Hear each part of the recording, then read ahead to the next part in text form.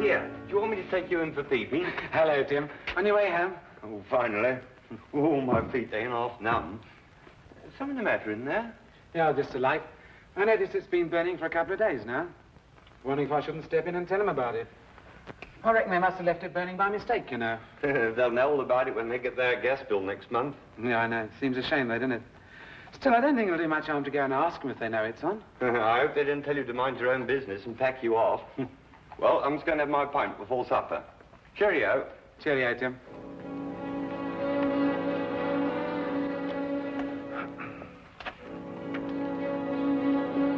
Afternoon, sir.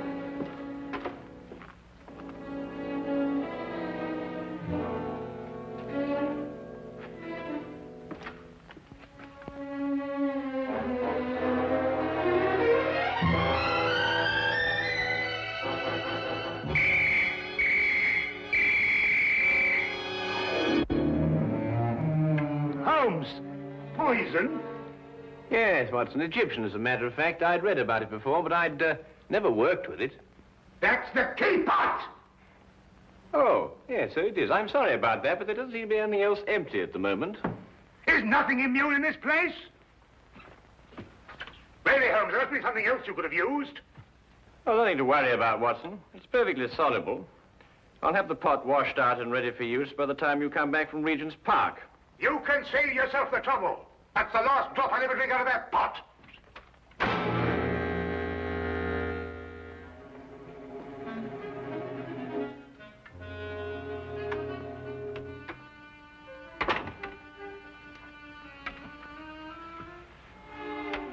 I say, Holmes, how in thunder did you know I was going to Regent's Park? Well, a simple deduction, my dear fellow. Take a look at your clothes. Oh, what's the matter with them? I might easily be going to the club in these. You're immaculate, except for those old shoes. Hmm? Oh, those. I'd forgotten all about those. So I deduce that you're going to a place where you're likely to meet people, but also you're liable to scuff your shoes. The gravel paths of a public park seem to fit that perfectly. But why Regent's particularly? We're lunching at 12:30, and since it's now nearly 11, I assume that your choice of parks is limited to the most convenient one, that being Regent's, of course. Simple deduction, really. I wonder who that can be this time of the morning. Would you care to deduce it, Watson? No, I think it'd be simpler if I just open the door. Would you be Mr. Sherlock Holmes? No, but won't you come in? It's Mr. Holmes I gotta be finding. I am Sherlock Holmes, madam. Won't you be seated? I will that. Sure, I've lost a bit of my breath. Have you come far? Clean up from Chelsea, I have, sir. Well, that's a long way indeed. May I introduce my very good friend and colleague, Dr. Watson? Good morning to you. My name's Dugan, sir. Mary Dugan. No doubt you find it a bit odd having a stranger burst upon you in the height of the morning like this, but I've come from a house black with sorrow to ask your help. 'Tis the house I work in. Is there some difficulty in the house? Difficulty? Aye, and more. There's murder. Ah, murder, is it? Now, this is most interesting. Won't you go on, Mrs. Dugan? 'Tis the master of the place himself, Mr. Harringway, that's dead. Found by the bobby of our street. Filled with a dose of something with a great long name, the old man was. But surely if he was found by the police... The police? Sure, it's them that brings me here. For they've come and rode young Mr. Vernon off to jail for committing the crime. Mr. Vernon? Aye, a strapping lad who's soon to marry Mr. Harringway's stepdaughter, Janet. I gather that you're not in agreement with the police, Mrs. Dugan. Ah, sure, that's the problem. That's what's been torturing me all through these black nights and making my life unbearable.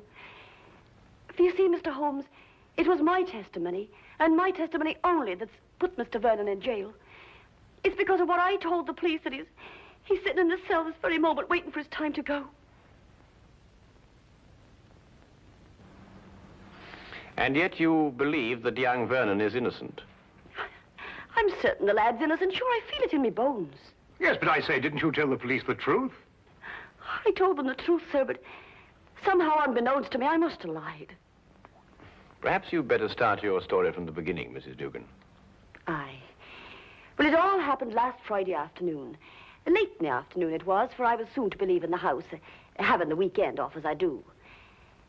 It would be about 5 o'clock when there was suddenly a great clatter upon the door.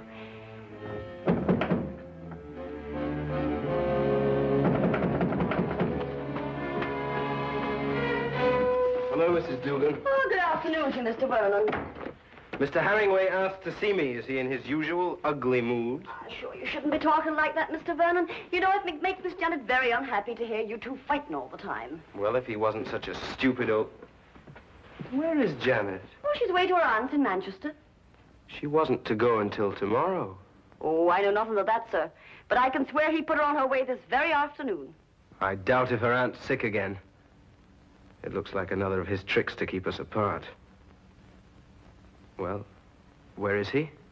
In his study. He's asked me to show you right in. Just a minute. My coat. I forgot something.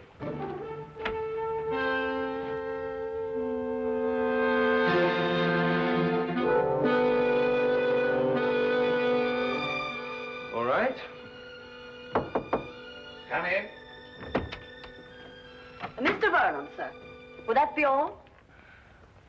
No, Mrs. Dugan. I want you to remain. Remain, sir. Just sit over there and listen to every word that's said.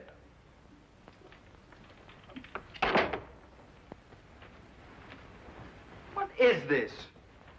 What have you got in your mind now? Young man, I have a very simple offer to make. And I want Mrs. Dugan here to be witness to it. Well, what kind of offer? I'll give you £1,000 to clear out of Janet's life. You must be out of your mind. On the contrary. Only a fool would refuse such beneficence. You disgust me. Your tastes don't interest me. I want only to rid you from Janet's life. Stay right here. I intend to finish. I happen to be in love with Janet. But I could hardly expect you to understand a thing like that. £1,000 is a lot of money. And for you, probably more than you'll ever have the rest of your life. Think of it. £1,000 just for clearing out. When I clear out, as you put it, I'm going to take Janet with me. I warn you, this is your only chance to gain anything. You must always win, mustn't you? Every little thing has to be your way. Even if it means destroying your daughter's happiness. I'm not interfering with her happiness. I only want to cleanse her life of a bit of trash. You may have had her under your fist all her life, but she'll break away now. No matter what you do, Janet's going to marry me. Mr. Herringway! Medicine. My medicine in the cupboard in the next room. I'll get it. Green bottle on shelf.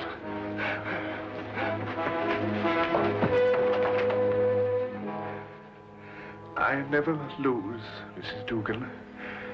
I never lose. Oh, hurry, Mr. Vernon, please, hurry. Coming.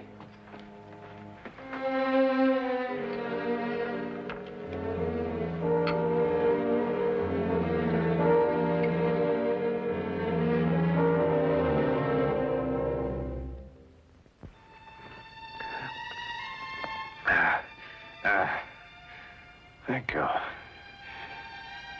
Feel much better. Well, there's no need to stare. I'm all right. Now get out of here. Both of you. Get out.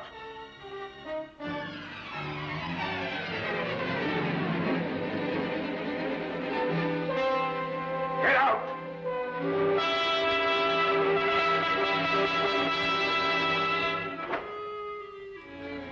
A few minutes later, I left the house. And that's the last I ever saw of Mr. Herringway. Alive. I see. And what did you tell the police when they questioned you? Sure, I told them everything. Just as it happened. About the bottle Mr. Vernon took out of his coat pocket, the sudden quarrel, Mr. Herringway's attack of illness, and Mr. Vernon going to get the medicine. And this was sufficient to have young Vernon remanded on a charge of murder? Aye, for the police informed me that it was the medicine, the very medicine that I saw Mr. Vernon give Mr. Herringway, that killed the poor old man. They say that poison was put into the medicine. Yes, but look here, that certainly seems to point towards the young man. When he went to obtain the medicine, he apparently slipped in the lethal dose. It seems that way, sir. But in my heart, I can't bring myself to believe it of him. That Inspector Lestrade, though, he won't believe another thing else. Lestrade, eh? He's the policeman who seems to be in charge of it all. Indeed. Inspector Lestrade, you hear that, Watson? We must go round and see him. Well, if you think it'll help. Aye. And 1,000 blessings on the pair of you. I don't know what we can promise you, Mrs. Dugan. I shall have to have a word with Mr. Vernon before I can express an opinion on the case. However, we shall certainly go and see Inspector Lestrade at once. I know it looks dark and all, but I must keep up hope. Well, I must be off. I don't like leaving Miss Janet alone for so long. Naturally, Mrs. Dugan. Well, we'll certainly do our best. Thank you, sir.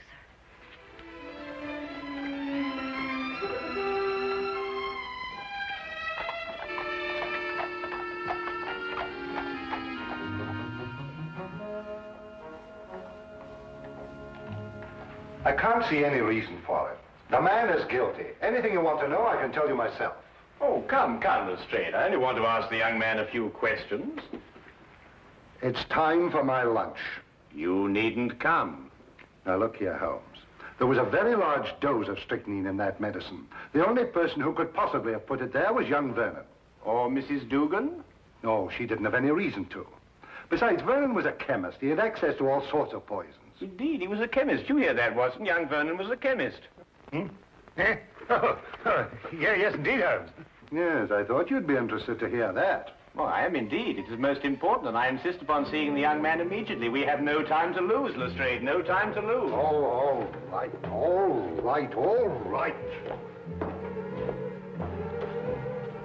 I don't see what you can possibly gain from this. But if you insist, you can see for yourself. His whole attitude merely supports the evidence. Well, here we are. Inspector Lestrade. Yes, sir.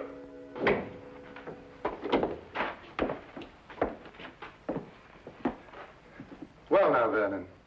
Well now, Inspector.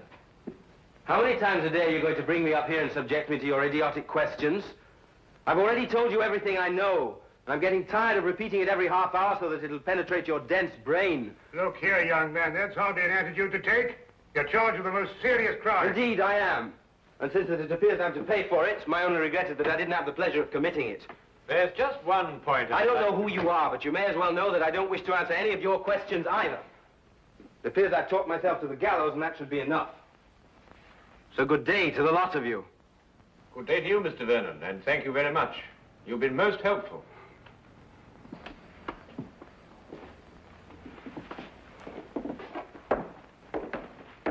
Pertinent young rogue. Oh, very interesting, Lestrade. Take the Baker Street, Holmes.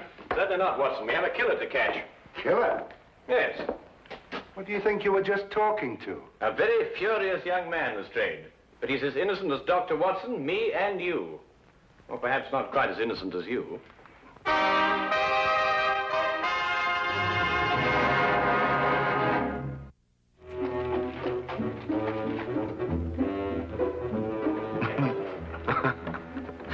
What can you possibly find to be so amusing? Huh? Oh, I was thinking about Lestrade's face when that young scamp called him an idiot. Holmes, do you really believe that young man's innocent? Strychnine, Watson. Combined with the fact that young Vernon's a chemist.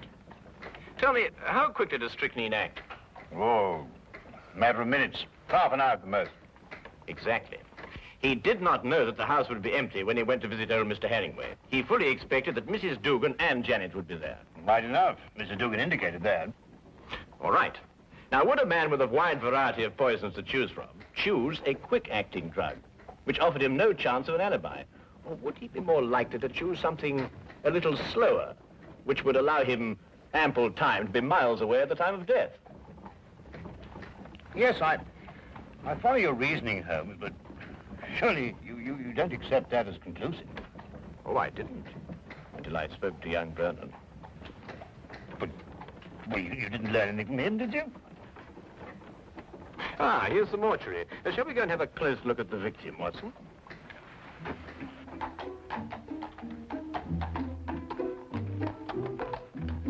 Holmes asked to see the medical examiner's report, and as we prepared to enter the mortuary, he explained his theory that Vernon's violent temper didn't fit into the cold-blooded pattern of this crime.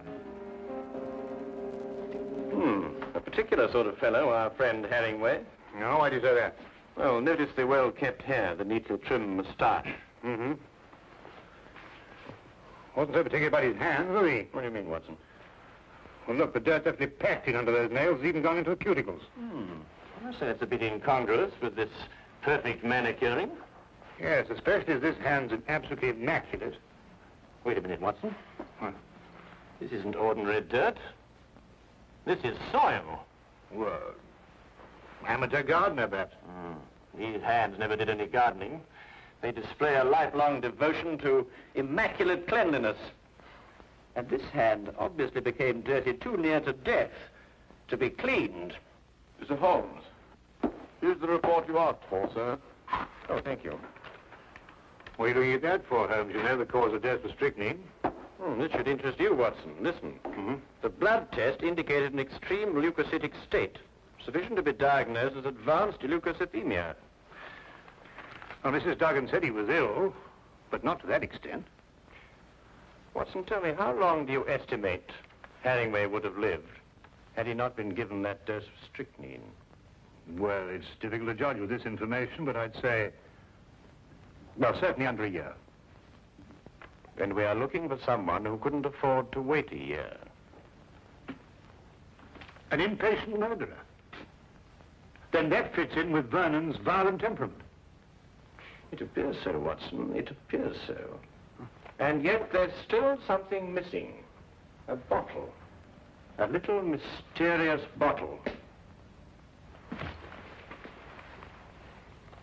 Watson, would you go and collect Mrs. Dugan and take her round to Vernon's apartment? Ah, yes, of course. What will you be doing meantime? Oh, I'm going over to Vernon's place now. There are a few things I want to check over before you arrive. But it's bound to be locked up. How are you going to get in? Oh, with a key. Have you got the key to Vernon's apartment? I hope so.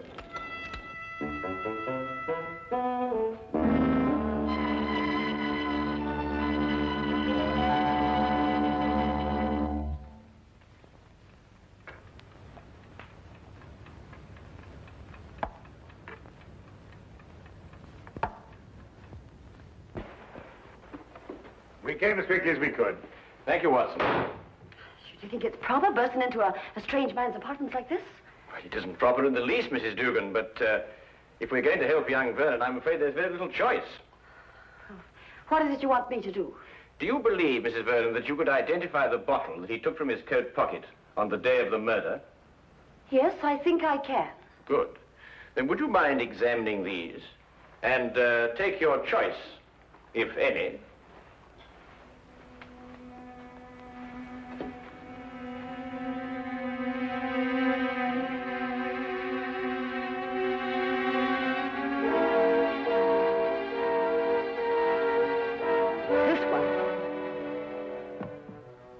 You're certain?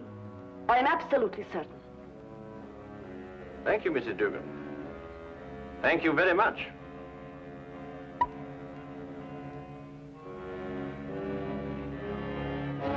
Holmes! It's all right, Watson. It's quite harmless. It's oil of cloves. Oil of cloves? Mrs. Dugan, I presume that your employer was a teetotaler. Oh, he was that. There was never a drop of anything at all in the house. Hated the stuff he did. Yes, but is it important, Holmes? It's essential for young Vernon, Watson. We have now only to visit Mr. Herringway's study to forge the final link of proof against a most amazing murderer.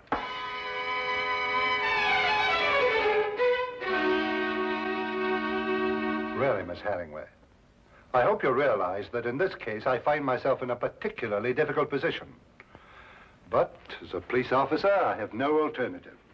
I must follow the dictates of the law. But Tom didn't do it. He couldn't have done it. It just can't be. Precisely the opinion I expressed to you this morning, Lestrade. Holmes! Oh, Miss Janet, this is Mr. Sherlock Holmes, and this here gentleman's Dr. Watson, his friend. It is because of me that they're here. You see, I went to them begging for the help. Help? It was your fiancé's arrest that prompted Mrs. Dugan, I believe. I see. Sit down, please. Well, really, Holmes, why do you persist in this? I've always had the greatest respect for your ability, but in this case, well, you astound me. Oh, now, come along, Lestrade. Well, it's true. Vernon had access to poison. He was here when it was taken. And above all, look at the motive. Just look at the motive. Who else had such a motive? Who else? Inspector, you didn't know my stepfather. He was a tyrant who loved nothing, no one. His whole ambition was power, and his whole pleasure was to rule. To my stepfather, my marriage meant only a loss of power, part of his kingdom, and he fought it in every way. Life here became unbearable after I met Tom. Mrs. Dugan can testify to that. Well, 'tis true he was not a kindly man, and he did begin to get a bit odd of late. I see. There were some flowers in this room. Where are they? Flowers, sir?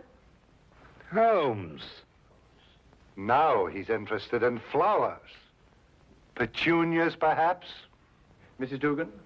Why, sure, I put them out in the yard to get a bit of sunlight, sir. So dark it was in here. Then there were some flowers. Mrs. Dugan, would you be kind enough to fetch them, please? Yes, sir. Holmes, what have flowers got to do with... Watch. You know, Inspector, your difficulties in this case really must be overlooked. Do you know that you've been deliberately duped? And very cleverly, I might add. I haven't been duped at all. I've got my man. Now, you see, you were looking for a murderer, whereas, of course, there isn't one. First it's petunias. Now there's no murder. There's a body, but no murder. You see, Mr. Herringway committed suicide. There was no indication of suicide whatsoever. No message, nothing. Well, naturally there was no indication of suicide, because it was deliberately planned to look like murder. Are you serious? Completely, Miss Herringway. You see, your stepfather was more of a tyrant than you imagine. Losing you to Vernon meant losing power. And so first of all, he tried to bully him. Then he tried to bribe him. And when that failed, he tried to kill him. Mr. Herringway tried to kill Vernon? Yes, Watson. By committing suicide in such a way that Vernon would be blamed and executed for Herringway's death. The stage was set, the heart attack was feigned, and Vernon was sent to get the medicine. If Herringway took the poison himself, where did he hide the bottle? Of course, that's right. The poison acted too fast for him to dispose of the container. But he did dispose of the container, Watson. And if my theory is correct, it should be in one of the two flower pots that Mrs. Dugan is holding.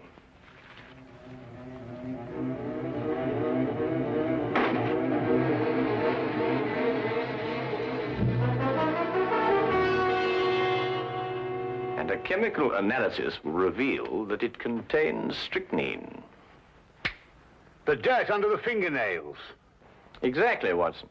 And you said it got there close to the time of death? Then Herringway committed suicide. Yes, Lestrade. And Tom is innocent. Go! Simple. Completely. Holmes, you never did explain to me what the oil of clothes was for. Oh, you mean the mysterious little bottle that Vernon removed from his coat pocket? Yes, man.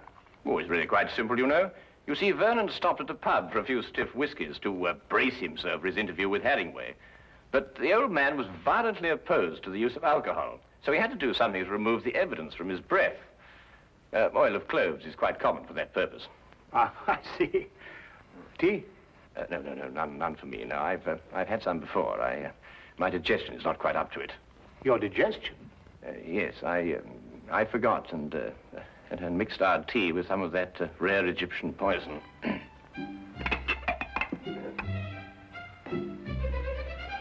But confound it, man, the tea's ruined. Oh, fair enough, old man, but so's my poison.